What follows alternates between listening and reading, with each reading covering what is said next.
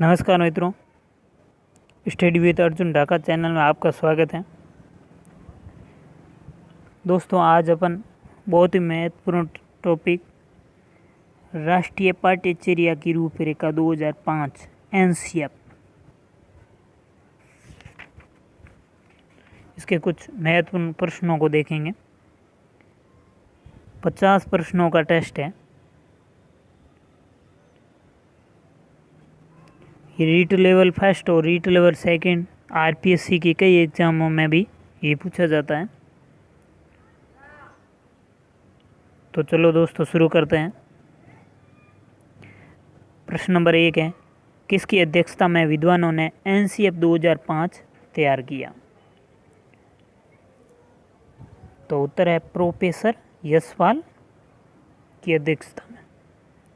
प्रश्न number 2, NCF 2005 का मुख्य सूत्र शिक्षा बिना बोझ के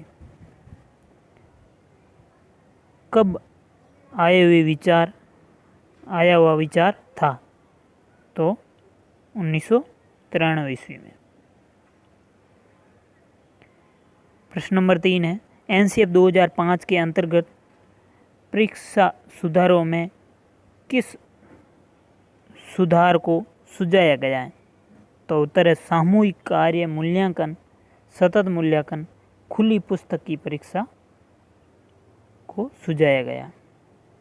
अगला प्रश्न है, विद्यालय शिक्षा का अब तक का नवीनतम राष्ट्रीय दस्तावेज है? तो एनसीएफ 2005। प्रश्न है 5, इस मंत्रालय की पहल पर एनसीएफ किस मंत्रालय की पहल पर एनसीएफ 2005 तैयार किया गया था?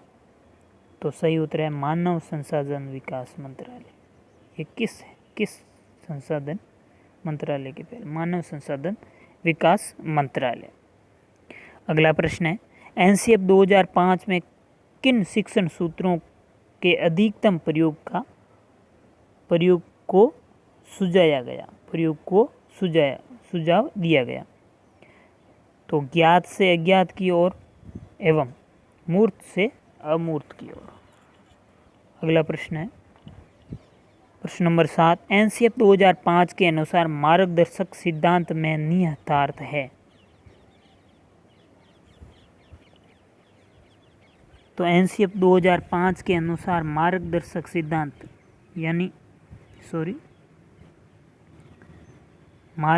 सिद्धांत यानी कि इस सिद्धांत के अंदर 5 टॉपिक को शामिल किया गया था। ठीक है, तो इसमें ज्ञान को स्कूली बाहरी जीवन से जोड़ना, ये पहला सिद्धांत था। दूसरा है पढ़ाई को रटन प्रणाली से मुक्त किया जाए। तीसरा था पाठ्यचर्या पाठ्य पुस्तक केंद्रित न रह जाए। चौथा था कक्षा में गतिविधियों से जोड़ा जाए। और 5वां था राष्ट्रीय मूल्यों के प्रति आस्थावान विद्यार्थी तैयार हो। ये था मार्गदर्शक सिद्धांत।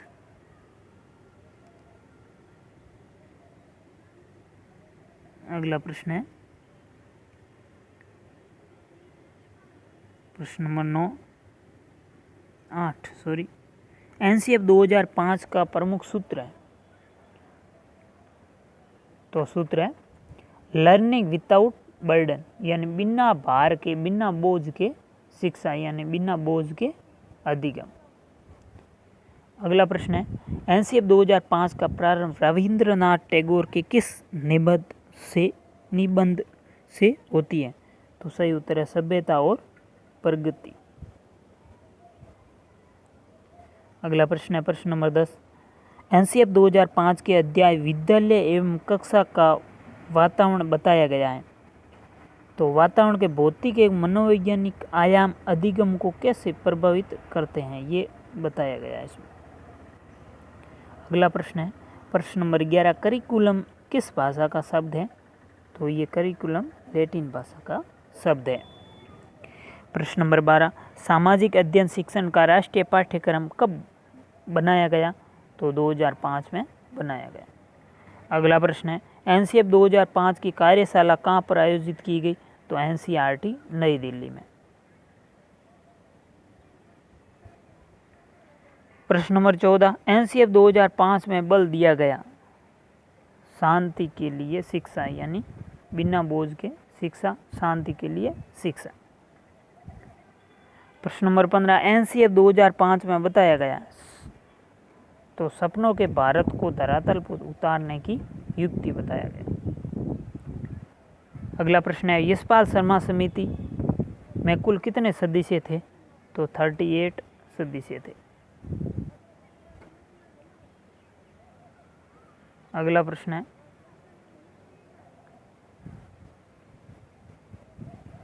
एनसीएफ 2005 के अनुसार सीखना है मानसिक विकास, शिल्प कला केंद्र एवं व्यावसायिक ज्ञान। अगला प्रश्न है, एनसीएफ 2005 में किस परीक्षा के संबंध में सुधार के लिए सुझाव दिए गए? तो कक्षा 10वीं की परीक्षा ऐच्छिक हो, ये सुझाव दिया गया। पाठ्यक्रम निर्माण की आवश्यकता क्यों है? शिक्षा के उद्देश्यों की प्राप्ति हेतु। अगला प्रश्न है, एनसीएफ 2005 का भाषा फॉर्मूला है? तो त्रिभाषा फॉर्मूला। प्रश्न नंबर 21, प्रथम भाषा, द्वितीय भाषा एवं तृतीय भाषा क्रमशः प्रथम हिंदी राष्ट्रीय भाषा या राज्य की भाषा, द्वितीय अंग्रेजी अंतर्राष्ट्रीय भाषा, तृतीय स्थानीय भाषा जिसमें पंजाबी होगी, संस्कृत होगी, गुजराती होगी, ऐसे।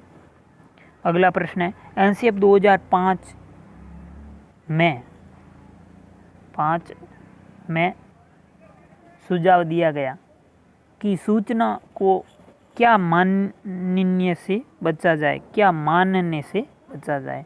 तो सूचना को केवल ज्ञान नहीं माना जाए।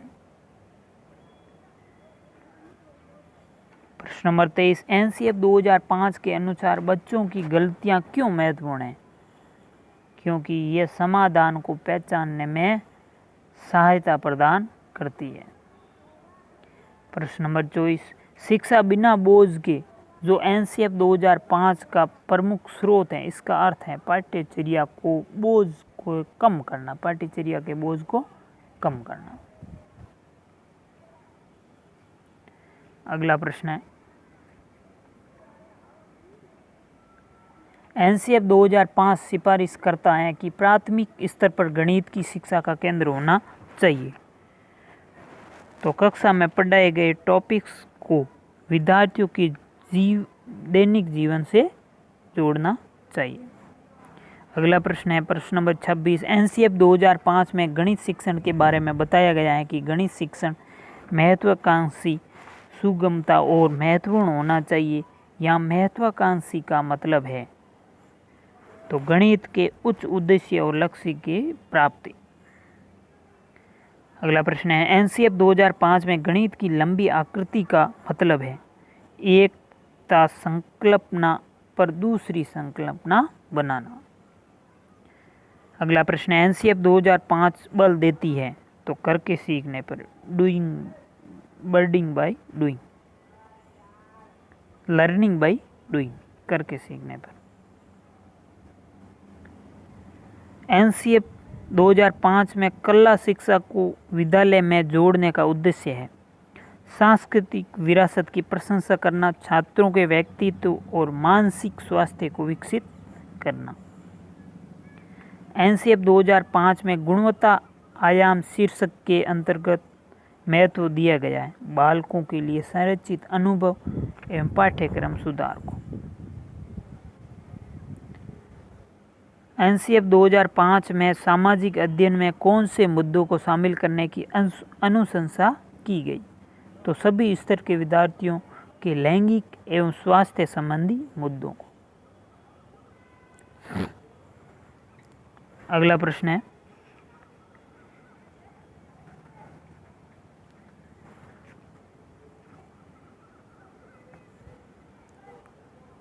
एनसीएफ 2005 की 5 मार्गदर्शक सिद्धांत कौन से हैं? ये मैंने आपको पिछले में बताया, फिर भी देख लेते हैं 5 किस प्रकार है वो देख लेते हैं। ज्ञान को विद्यालय के बाहरी जीवन से जोड़ना, ये पहला है।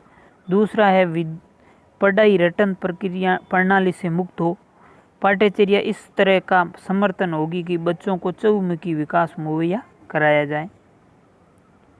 परीक्षा को अपेक्षाकृत अधिक लचीला बनाना और कक्षा को गतिविधियों से जोड़ना।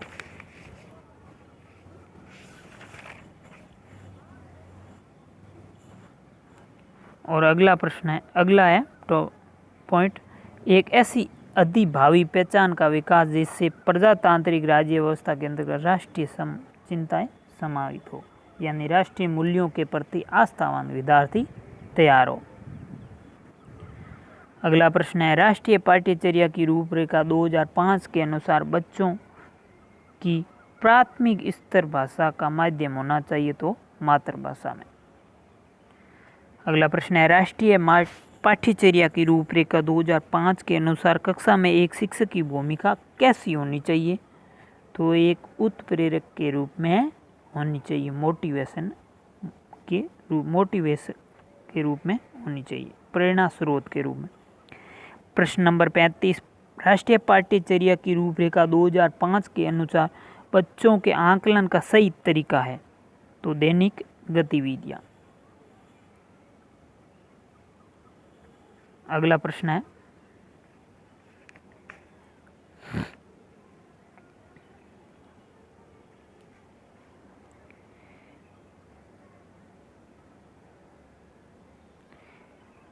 कला विषय को स्कूली शिक्षा के किस स्तर पर शामिल किए जाने पर बल देना चाहिए? तो प्राथमिक स्तर, पूर्व प्राथमिक स्तर, उच्च प्राथमिक स्तर।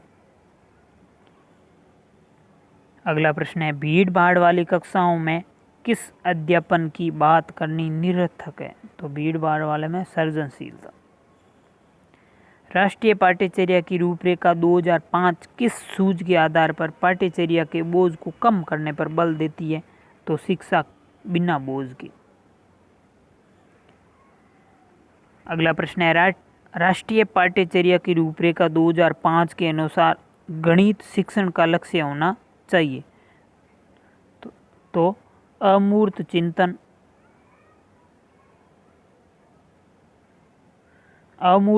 का निर्माण करना, तार्किक ढंग से सोचना एवं संचालित करने की योग्यता का विकास करना।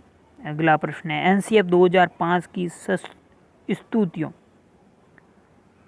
यानी अनुशंसा के अनुसार कक्षा 1 एवं कक्षा 2 के विद्यार्थियों के मूल्यांकन का तरीका होना चाहिए तो प्रेक्षण के आधार पर यानी निरीक्षण अवलोकन के आधार पर। अगला प्रश्न है, ऑपरेशन ब्लैक बोर्ड परिणाम था तो राष्ट्रीय शैक्षिक योजना 1986 का परिणाम था।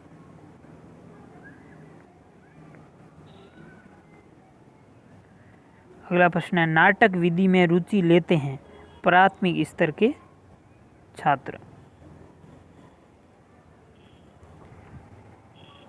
अगला प्रश्न है, यदि कक्षा में रामायण प्रकरण पढ़ाना चाहते हैं तो कौन सी विधि को श्रेष्ठ मानेंगे? तो कहानी विधि के द्वारा। अगला प्रश्न है, पढ़ाते समय चित्र दिखाने में सबसे महत्वपूर्ण लाभ है पाठ को समझाने में सहायक होगा। अगला प्रश्न है, शिक्षा के क्षेत्र में पाठ्यचर्या शब्दावली की ओर संकेत करता है तो विद्यालय का संपूर्ण कार्यक्रम जिसमें प्रतिदिन अनुभव प्राप्त करते हैं। अगला प्रश्न है, एनसीएफ 2005 में सुझाव दिया गया जिसमें सूचना को क्या मानने से बचा जाए? तो सूचना को केवल ज्ञान नहीं बना जाए। एनसीएफ 2005 की सिफारिश करता है कि प्राथमिक स्तर पर गणित की शिक्षा का केंद्र होना चाहिए तो कक्षा में पढ़ाए गए टॉपिक को विद्यार्थियों के दैनिक जीवन से जोड़ा जाए। एनसीएफ 2005 में गणित की लंबी आकृति का मतलब क्या है? तो एक संकल्पना का दूसरी संकल्पना से जोड़ना या बनाना। एनसीएफ 2005 के अनुसार बच्चों की गलतियां क्यों महत्वपूर्ण हैं? क्योंकि ये समाधान को पहचानने में सहायता करती है। अंतिम प्रश्न है, विद्यालय शिक्षा का अब तक का नवीनतम राष्ट्रीय दस्तावेज ये रिपीट हुआ NCF 2005। धन्यवाद मित्रों।